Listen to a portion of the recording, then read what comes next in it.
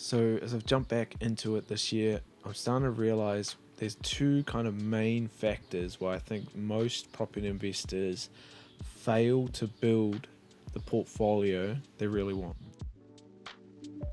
The two factors are lack of focus and they're not willing to delay gratification. So what does that mean? Well, most budding property investors that want to build a big portfolio, they get overawed by how hard they think the challenge is, and they come to believe that building a big portfolio takes a lot of effort. It's like an all day everyday thing, and it's more for like full-time property investors, and that it's not an achievable thing to own 5 properties in 10 years. They forget that all you really need to do is to dedicate 15 to 20 minutes 5 times a week, every week. Just like when you go to if you want to be in shape and have a good body, you have to go to the gym. You have to go to the gym 3 or 4 times every week if you want to have a really good body. And you have to do other things like plan your meals. Once you get in the habit, and once your standard for working out 3 to 4 times a week and eating healthy, once you've set that standard, it's really, really easy. Fit people, they don't find it hard to stay in shape because they're consistent and they don't find it a burden to have to go to the gym. And it's the same with successful property investors. They understand that they just have to have the discipline and the focus to make sure that they're consistently learning about property investing. They're always reading about how to do deals. They're always assessing properties, but they're not letting it consume their life. Property investing goes around their life, but it is a part of their life.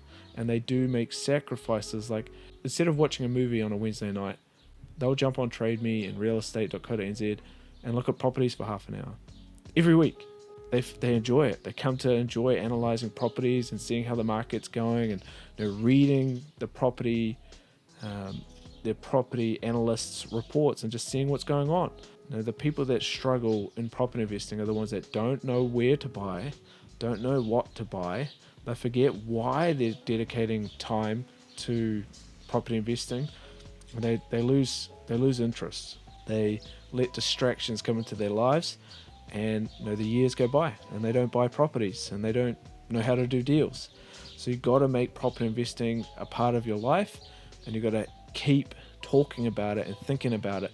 And if you don't have friends or family that are keen on property, you've got to find them. So focus always on property investing, and you'll have a much higher chance of growing a portfolio.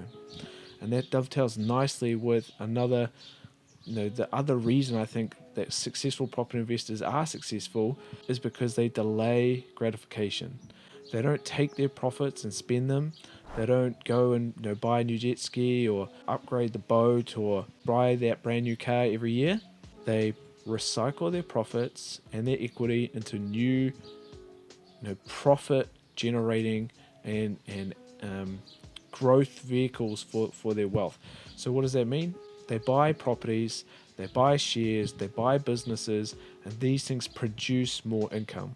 Instead of taking $100,000 and blowing it, a lot of my friends have had big $30,000, even $50,000 weddings, and they're not buying investment properties because they can't afford to. My fiance Caddy and I, we don't care about getting married. We care about buying more properties, and we'll get married when the time's right, when money's no factor. We're willing to delay the gratification of having the big wedding in order to keep growing our asset base. Now, my dad is a perfect example, I should say my parents really, of delaying gratification. They came to agree 5 or so years ago that buying another business, my dad had been in business 30 years at that stage, making a big investment in a new business, an acquisition, was the right decision instead of buying a big brand new boat. The acquisition of the business was at a decent multiple, like a pretty good one, but then when they sold the business, they sold it for an even higher multiple than they originally purchased that first business. So what that meant was the 5 years of waiting, they ended up making them a lot of money, and now they've got the boat. They don't have to worry about money. You can have your cake and eat it too, but you have to wait until you can afford it. 2021 should be about focus, learning, making sure you're thinking about property investment all the time. If that's what you want to do, build a portfolio. And I'm sorry, but you gotta wait for the nice things in life. Instead of going and buying, a $70,000 trailer boat, maybe you can buy a $10,000 boat secondhand, and for 2 or 3 years that's going to be just fine. Okay, I've seen heaps of people that have got the boat, the batch, the car, and they don't have the properties. And then on the flip side, the people that have a bunch of properties, they're walking around in old jandals, a hat with holes in it, and they got heaps of money just pouring into their bank accounts without any effort at all, and they're still thinking, oh, I'll keep growing this portfolio. So if you want the nice things, get the assets that earn you cash flow first, and then it's happy days. Don't forget, subscribe, and if you got any comments on focus or delayed gratification, let us know.